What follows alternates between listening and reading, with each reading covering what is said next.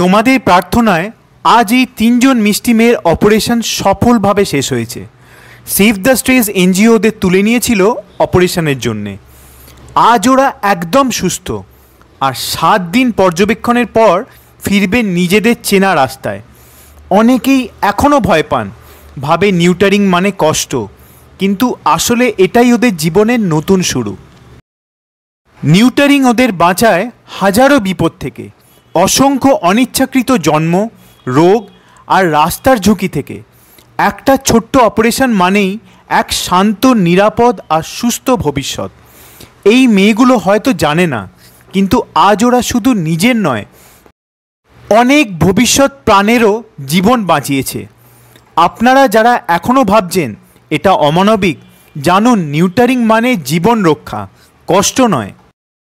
তাই জাইমন্ডস তোমাদের কাছে অনুরোধ, এই ভিডিওটি আরও শেয়ার করুন, যেন আরও মানুষ জানে স্পে অ্যান্ড নিউটার সেভস লাইফস।